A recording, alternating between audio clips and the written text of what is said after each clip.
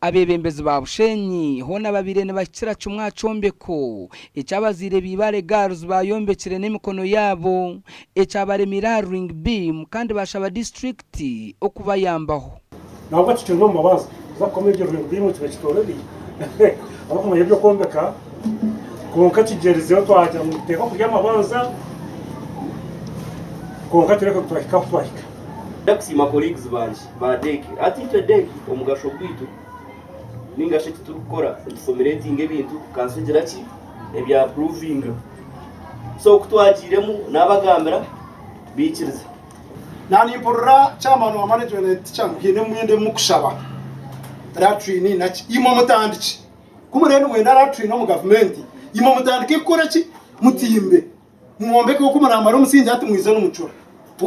twaremerwa aha nyabura mutuyanga bwanyuma ya district to kwakire combe kwecho bahamizo kubanza kukimarira kandi behanangiriza abashomesa okukiriza emyoga yabo omukukisabeji noho no muhwezo wa RDC araburire ba contractor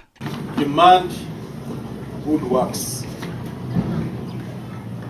tukujya munono shaba ekiri out of expected konka wajirati umbiyo choose kan bagamba muge mageja na munana twatri darabra na mutaga kan bagamba prepainted yukawagaye tagesene so it is your responsibility from monitoring this project closely up to completion so that you have good quality work.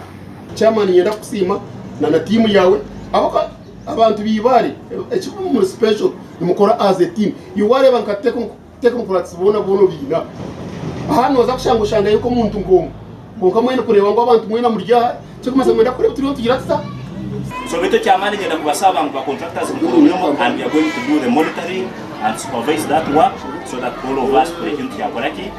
ikintu cyangwa mukuru Ibare Girls Primary School ekatandikira musinje gwekerezia ya Ibare Kitabe Parish area musinje gwa bikibonka government yija kutamu n'abasigazi bwanyuma yo kurutwara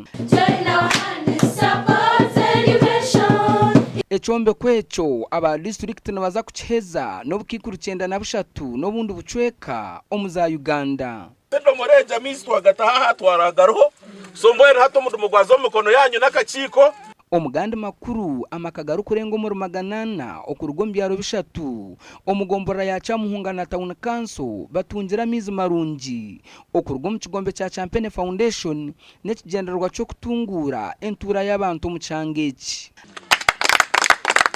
amizaga nagemidimo ekozirwo kwira abatura abamaziro bwire buringwa barukutahe byagana twasigaza mu midumesha teta kozire kandi RC yitu ni impango nesi abantu magana nankaga ngwe no kitinisa kugira ngo ntwenda kusima abwe byo gukora ntwenda kusima abo bwese go butwinemu kandi bitukurangwe birungi biryo mishi abakazi bitabo kureba bashara abantu bateganisa tabasizo mu buruka zo kushika ha samsanzu no tuziko nabo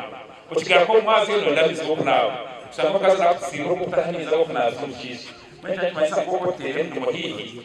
tija kuyamba mnonga n'abandi bakora kende kamongo mu aba project kizisi kwazira ebyare bitungira mizi hari umugongo Rwansesya hamwe na rumuri ebiruma abatura bari kurengo mu rukumi abaraganyurwa mizaga ekikureta endwara zona omaka no kugira ngo ntunywa mizi mabi gatatekire kandi gatakozireke gatarumarungi garimwe mishundo garumburicu konga kandi kutugateka twateka ho mudumo hato ijushanga ngo gagira gaba mizi marungi gatuyambaho twatekesa abana bitu because aba bana bo kureba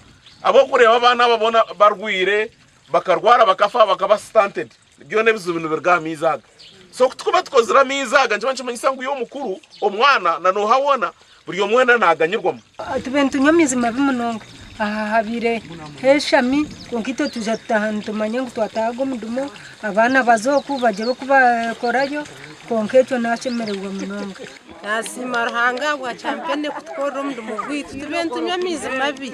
gatabonira konkamwe ntatwashemererwa abo kwa twafuna mizi champene beo kanda beo so imwe abakakiko nimwe barareberera omurimo kugumizamu mukazitara kandi mutashanga mwogeza mwena nimbashaba ngo shaka kuba yakuba yashikire mutora neje gashakwa Ben Muhozi na Abraham Muganzi.